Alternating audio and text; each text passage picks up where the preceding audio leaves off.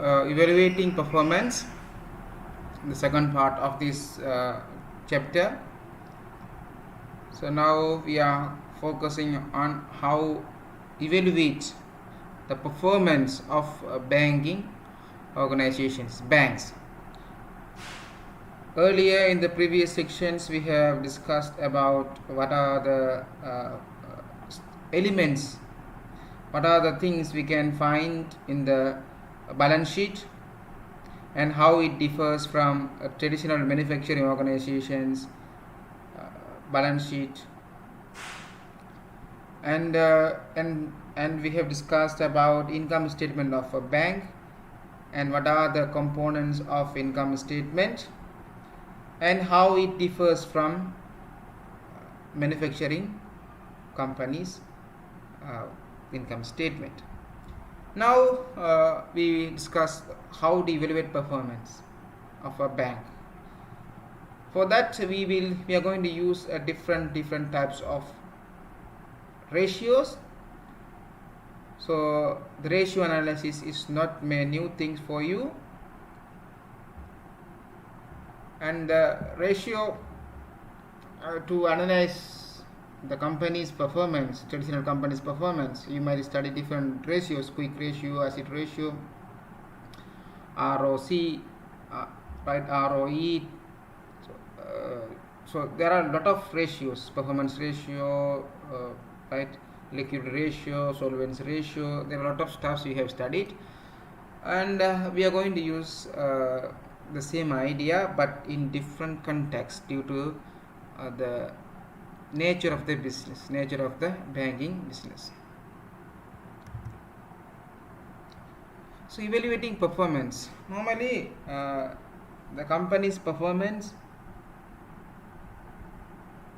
is measured using the share prices in the stock market, share price.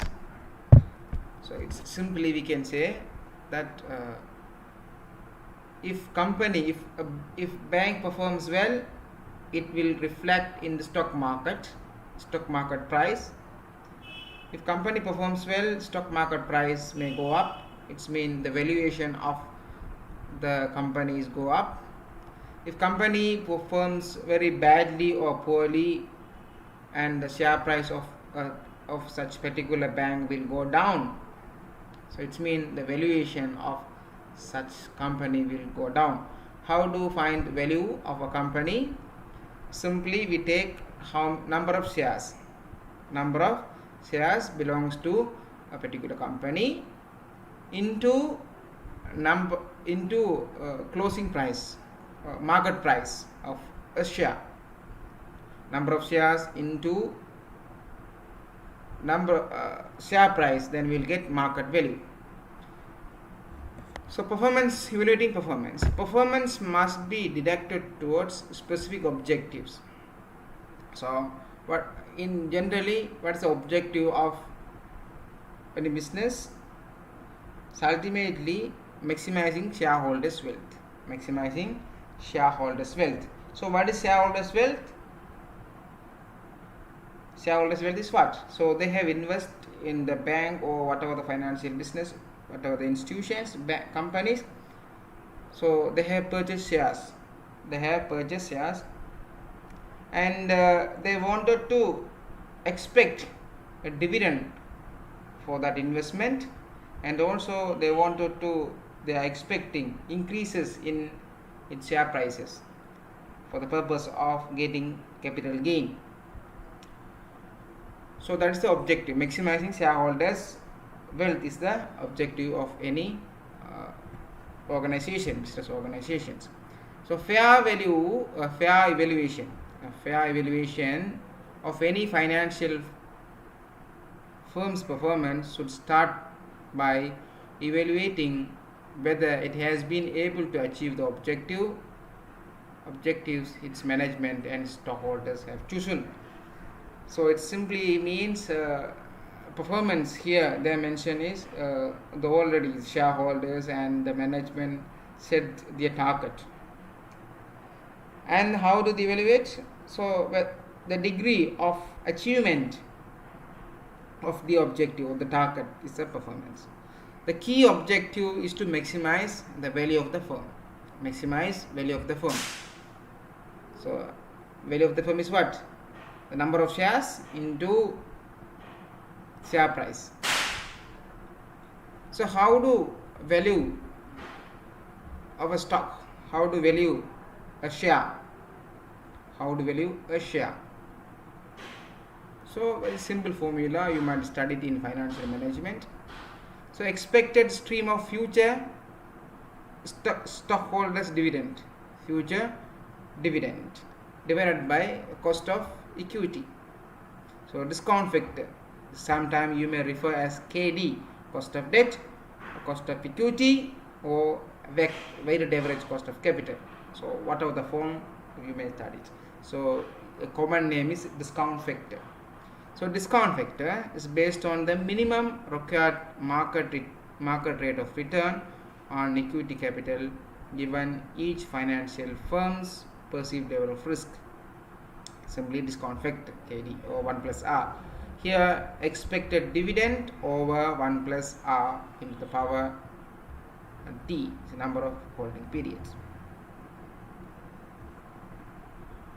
Right. The minimum acceptable rate of return, it means cost of capital or discount factor R is sometimes referred to as a institution's cost of capital, KD, or WACC, weighted average cost of capital.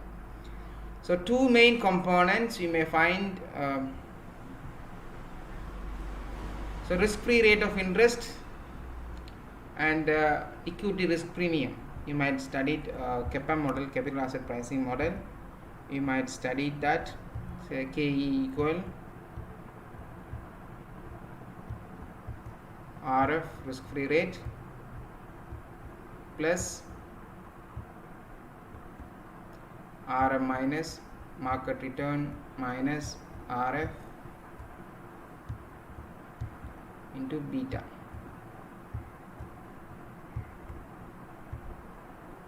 So this is called CAPM model. So this cost of equity, the cost of capital, consists of two parts. The first one is risk-free rate, and this is called what? Market premium. Market premium, right? So the two components, risk-free rate of interest, RF, and equity risk premium. This is the risk premium. So right, the value of the financial firm stock will tend to rise in any of the following situations. The value may be go up in the following situations. First, the value of stream of future stockholders dividends is expected to increase. Here they mention dividend. Here they mention R, cost of equity or R. Here is a dividend. So we have to find the value of a firm. So when the value of the firm will increase, so one possible way is increase the dividend.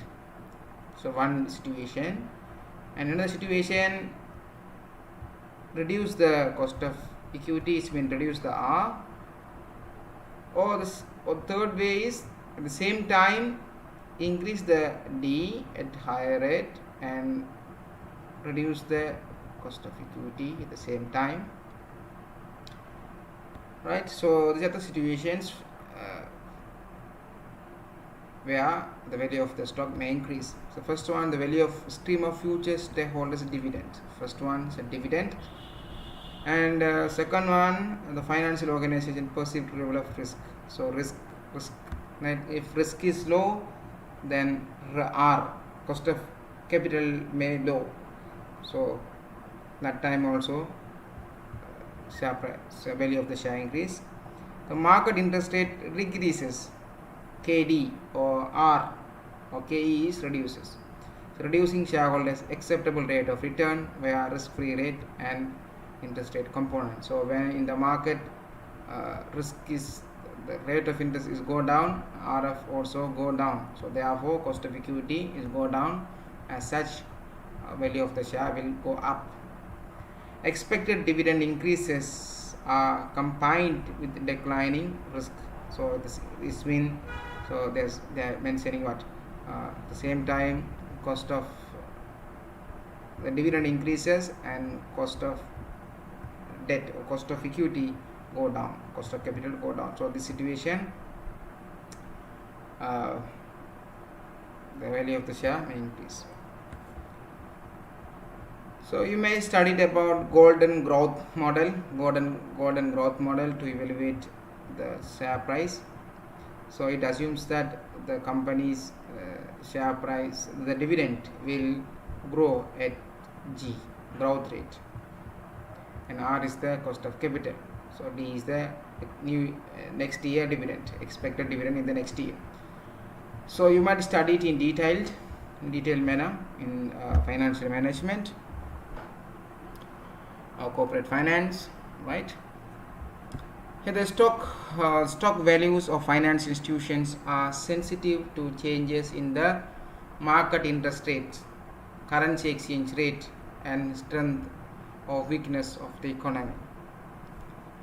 Here the equation, here this is the equation 1, this one, right, this is the equation 1. Assumes that the stock may pay dividend of varying amount over time. It means the dividend will continuously increases every year. The dividend may increase. That's the assumption. If dividend paid to shareholders are expected to grow at constant rate over time, perhaps reflecting steady growth in earning, the stock price equation can be greatly simplified into this, right? So D1 is the next year dividends, which means the expected dividend in period 1. R is the rate of discount reflecting perceived level of risk, and G is the expected constant growth rate at which all future stock dividends will grow each year. So this is the third formula to evaluate the value of the share, price of the share. So here the assumption is the dividend is not grow at a particular rate. So G is holding false. So there is no G here. So the dividend varies over the period. Sometimes the bank gives high interest in the next year, or lower interest, so high interest in the next year, or lower dividend in the next year. So it's unstable. So we cannot predict. Right. So that kind of situation, this formula may be appropriate than the previous formula. So the previous two stock price formulas assume that financial firms will pay dividend infinitively.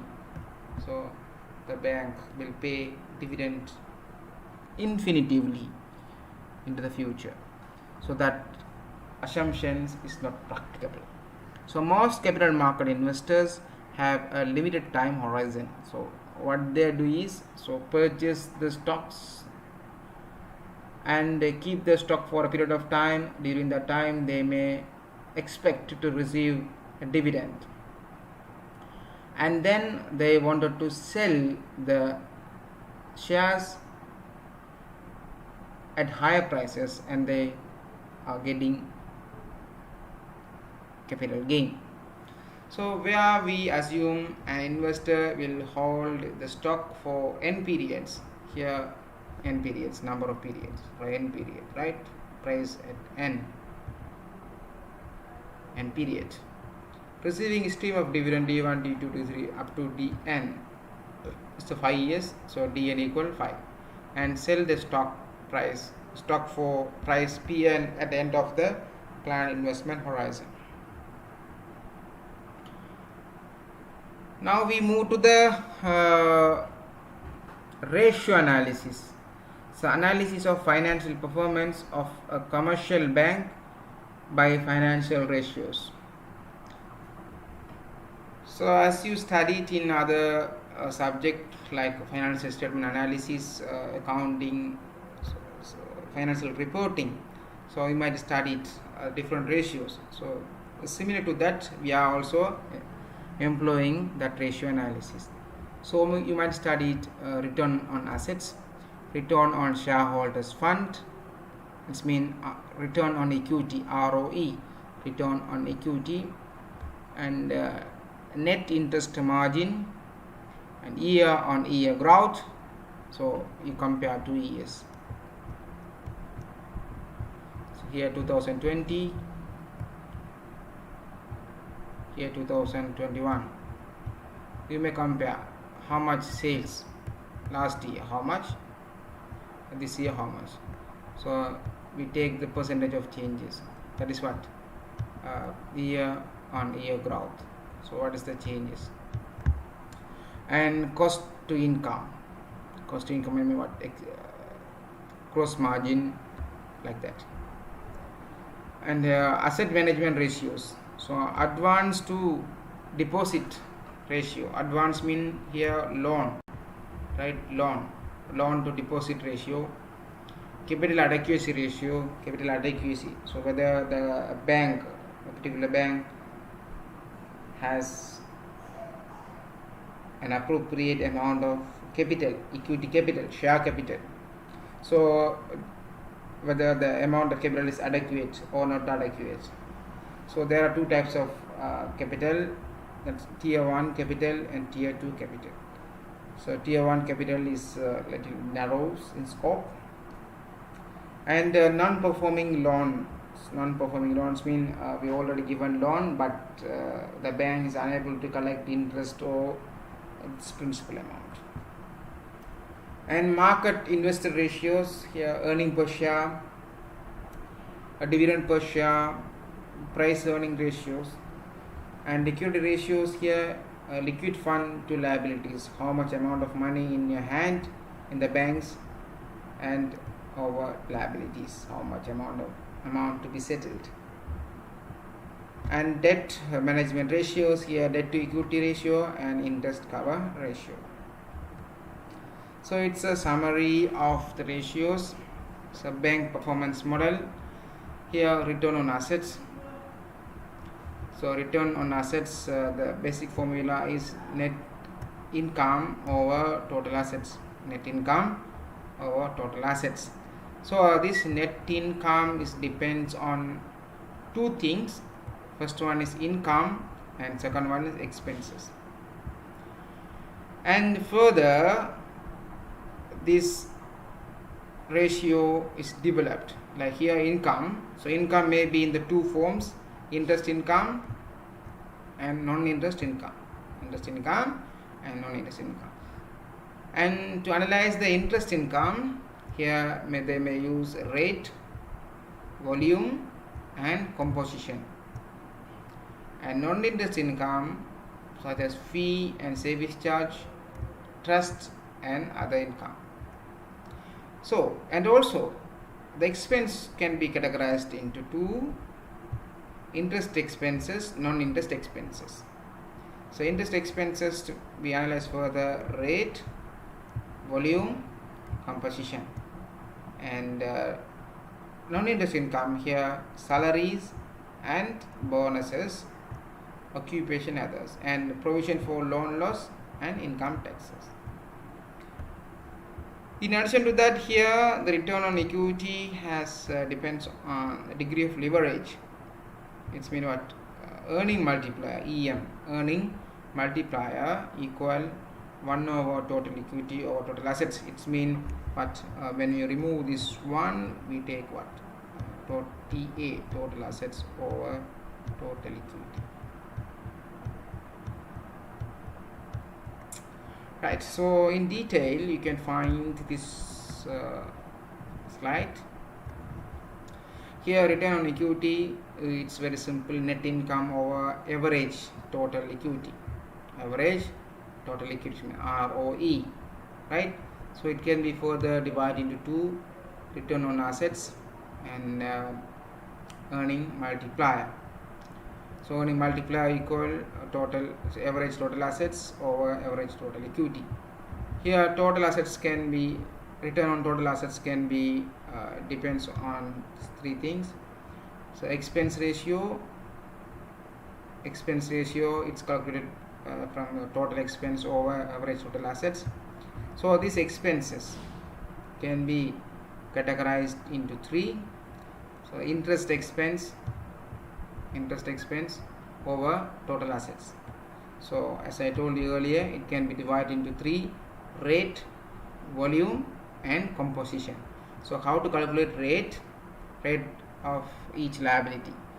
So cost of each liability. So cost of each liability. Deposit is a liability. Customers' deposit is a liability. So how to find the rate, the cost of each liability? So for example, here interest expenses on liability J.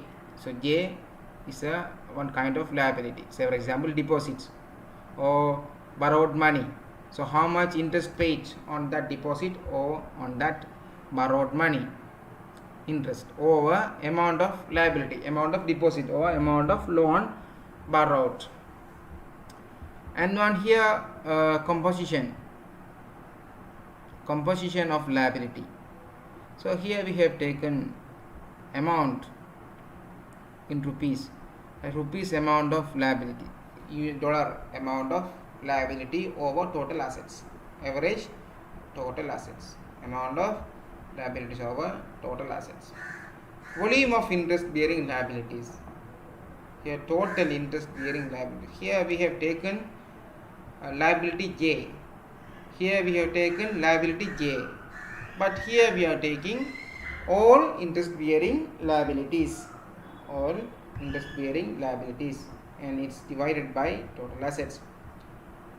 And here non-interest expenses over total assets. Here non-interest expense may include salaries and employee benefit, bonuses, like that. So total of that expenses divided by total assets.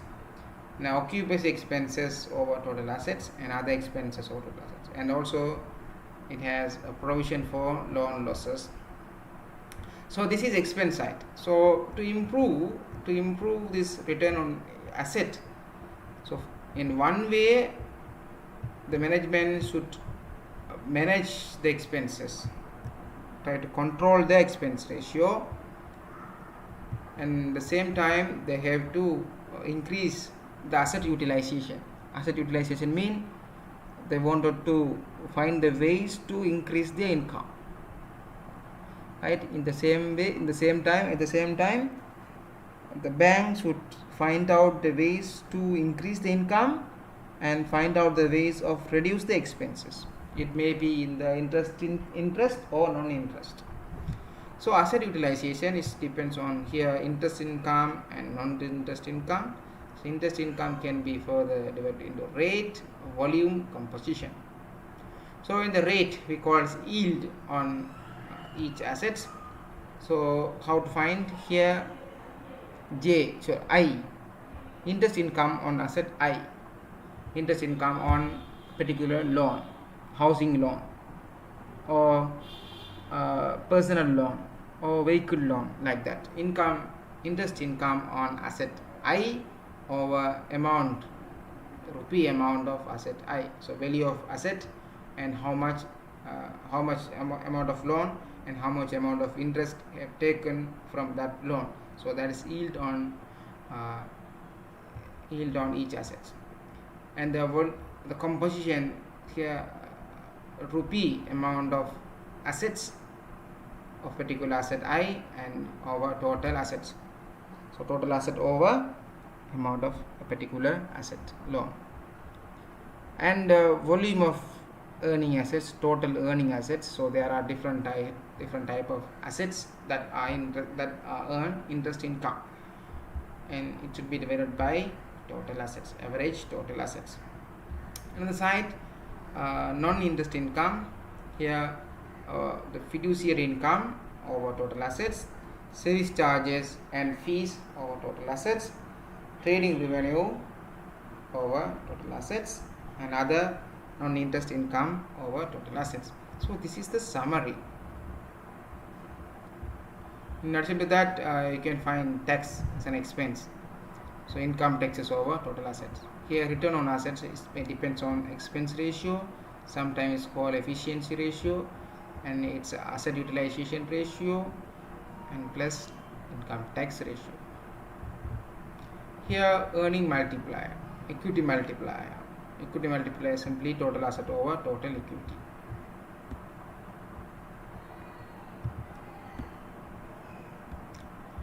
Here return on equity is net interest, net income over total equity. So that's what here we have explained. Return on equity equal net income over total equity. So ROE is composed two parts. First one is net income and total assets. So represents ROE component two parts. First one return on assets. Second part equity multiplier. Right. Here return on assets, again here it can be decomposed in two parts. First one asset utilization, and second one expense ratio. So the asset utilization is considering on income generation side, and expense ratio focus on expense control side. Here ROA return on asset equal asset utilization minus expense ratio. So asset utilization can be done using total revenue over total assets minus total expenses over total assets. So total revenue includes total revenue or total operating income. It including interest income, non-interest income, and security gains. And total expenses includes interest expenses, non-interest expenses, and provision for loan loss and income taxes. And return on assets, here asset utilization. So here AU asset utilization can be written as follows. Here so it divides further. Here interest income over total assets, non-interest income over total assets, securities gain over total assets. Here, as we explained, here there are three components. This one income, interest income, non-interest income, security gain. All three you can find here. And another side expense control. So ER, right? Efficient expenditure ratio can be found as this one. Here interest expense over total assets, non-interest expense over total assets, and provision for loan loss. Here they have marked star asterisk mark, so it means they are not considering income tax. They are not considering tax. Here does not include taxes.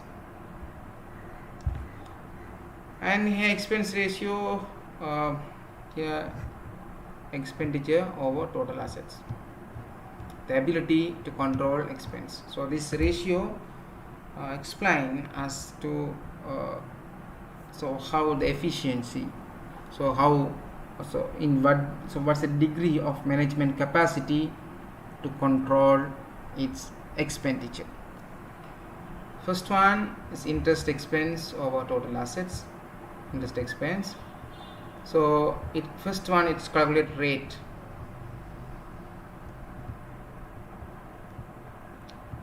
So rate.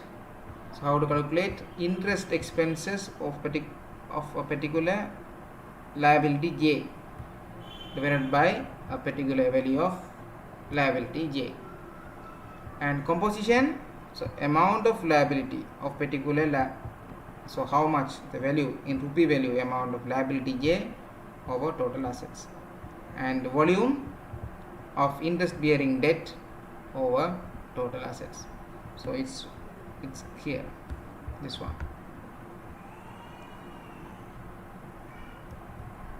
Here, this one, you can find this in detail, right? This slide is a summary slide. And non-interest expenses, here salary and employee benefit over total assets, occupancy as over total assets, other expenses, and also it includes provision for loan loss and tax on total assets. So likewise, asset utilization, the next part here, it's evaluate the ability to generate income. So as we said here, a rate. So how much interest earned from particular asset, particular loan, and what is the amount of loan. This is like calculating interest income, interest rate of a particular asset loan.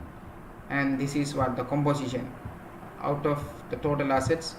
So what is the weight of a particular loan, and here volume of earnings, earning assets, the total amount of interest earning assets over total assets. Here not interest income, so fee and service charges over total assets, securities gain loss over total assets, and other income over total assets. Here net interest margin, so it's simply net interest margin equal what? Net interest income divided by earning assets. Interest earning asset, net interest income over earning assets. Spread, the margin, spread. Interest income divided by interest earning assets. Interest income divided by interest earning asset. Here it deals with income, interest income. Here it's deal with interest expenses. Interest expenses over interest bearing liabilities. So this is a rate, no? So volume, right? So volume, it's a rate.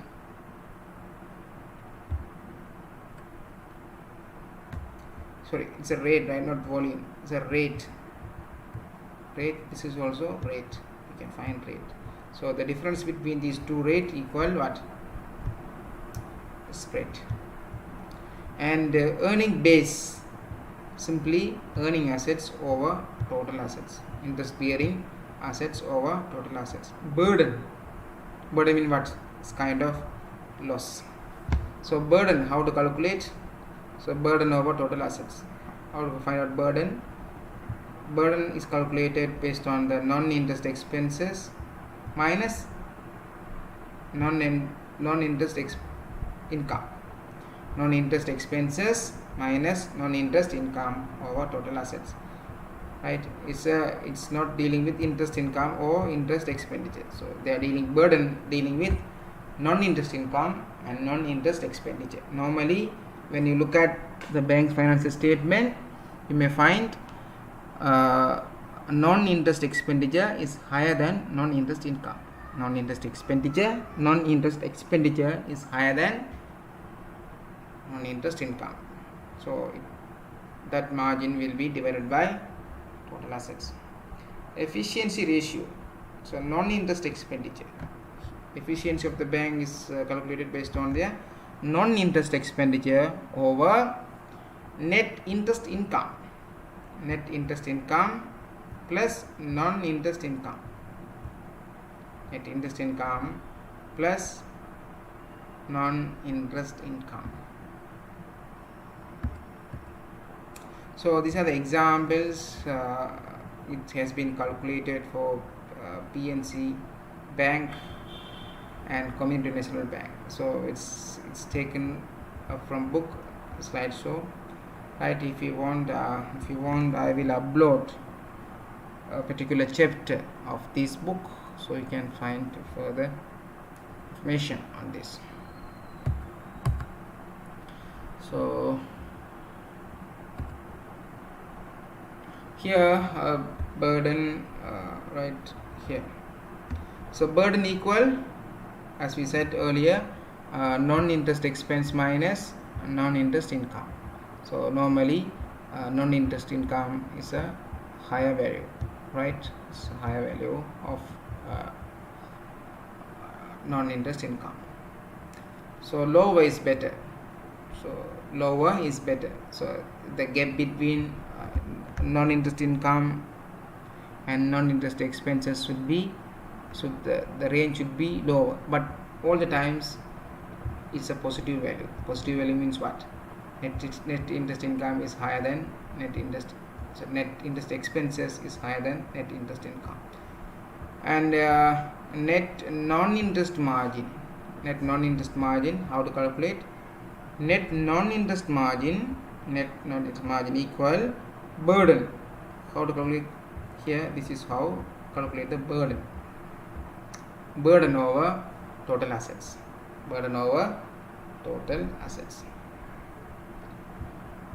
Efficiency ratio, here non-interest expenses divided by net interest income plus non-interest income.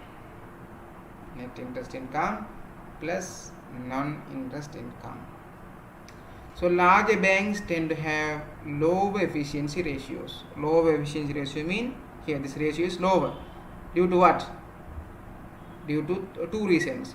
First reason, the numerator, the top part, is low, and the denominator, that's mean the lower part, is high. So this time this value is become lower, right? So the large banks normally having a higher efficiency, so lower efficiency ratio. Lower efficiency ratio indicates what? It's a better position, right? So banks performs better. So larger banks tend to have lower efficiency ratios because they generate more interest income. Low efficiency ratios do not always lead to higher return on equity. And fundamental risk, there are fundamental risk, credit risk, liquidity risk, market risk, operational risk, capital or solvency risk, legal risk, and reputation risk. So we will discuss in detail, not much detail, we already discussed all kind of risk in the previous chapters. So we will just remind, and how do we incorporate this kind of risk in the financial statements of a bank, a particular bank. So now we are going to move the application part, how a particular bank measure its credit risk, liquidity risk, market risk, operational risk, capital solvency risk, legal risk, reputational risk. So it will definitely impact on shareholders' wealth, which means share price. And we will discuss in the next class, right? The time is not enough, so we will discuss on Monday. Okay, thank you.